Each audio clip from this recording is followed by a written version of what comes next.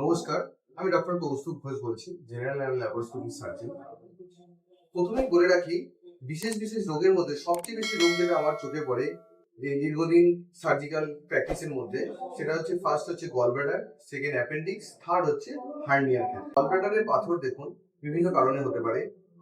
Mainly যেটা হয় একদম বেসিক জিনিসের মধ্যে, সেটা হচ্ছে চর্বিযুক্ত খাবার বেশি খাওয়ার জন্য, অনিয়মিত খাদ্যাভ্যাসের জন্য, এবং যাদের একটু ডায়েট কনসার্ন নয় বা খাদ্যাভ্যাসের মধ্যে অনেক কিছু ধরনের চর্বি জাতীয় বা তেল জাতীয় জিনিস যারা বেশি খায়, তাদের মধ্যে এই জিনিসটা বেশি দেখতে পাওয়া যায়।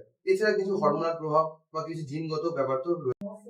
গলব্লাডারের পাথর জেনারেলি মধ্যবয়সী মহিলাদের ক্ষেত্রে বেশি দেখতে পাওয়া যায়, মানে 30 থেকে 40 বছর বা 50 বছর এই বয়সী মহিলাদের মধ্যে দেখতে পাওয়া যায়। কিন্তু সার্জিক্যাল প্র্যাকটিসের মধ্যে আমরা বিভিন্ন বয়সেরই পাওয়া যায়, মূলত 30 থেকে 40 বছর বয়সের মাঝবয়সী মহিলাদের মধ্যেই দেখতে পাওয়া যায়।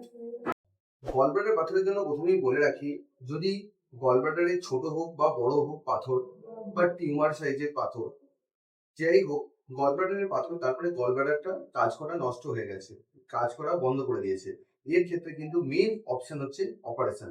গলব্লাডারের পাথর কিন্তু যত দ্রুত সম্ভব অপারেশন করে নেবেন ততই কিন্তু মঙ্গল, এবং তার যে পরবর্তীকালে যে কমপ্লিকেশন সেগুলো কিন্তু আমরা রোধ করতে পারি। অ্যাপেন্ডিক্সের ক্ষেত্রে প্রথমেই বলে রাখি, পেটের মধ্যে কোনো ইনফেকশন ছোট বয়সে হতে পারে, মাঝ বয়সী হতে পারে বা বড়দের মধ্যে পেটের কোনো ইনফেকশন থেকে বা খাদ্যনালীর কোনো ইনফেকশন থেকে এটি মেনলি ছড়িয়ে পড়ে।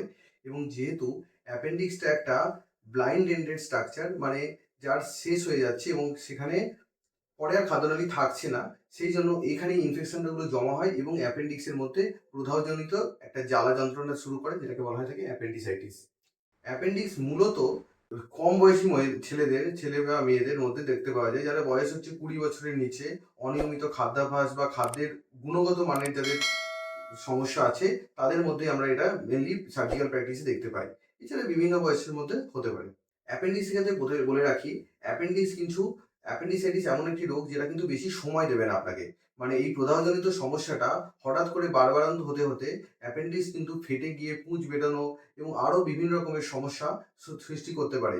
সেই জন্য অ্যাপেন্ডিক্সের ক্ষেত্রে আমরা বলে রাখবো, অবশ্যই সার্জিক্যালি অ্যাপেন্ডিক্সটাকে, যে অ্যাপেন্ডিক্স যে নষ্ট হয়ে গেছে সেই অ্যাপেন্ডিক্সটাকে সার্জিক্যালি রিমুভ করে দিতে, অর্থাৎ অপারেশন করে দিয়ে অ্যাপেন্ডিক্সটাকে বার করে দেওয়াই এর সব একমাত্র উপায়। হার্নিয়া মূলত শরীরের কোনো, মেনলি আমাদের পেটের মধ্যে অ্যাবডোমেনের মধ্যে হয়, অ্যাবডোমিনাল হার্নিয়া আমরা মেনলি পাই।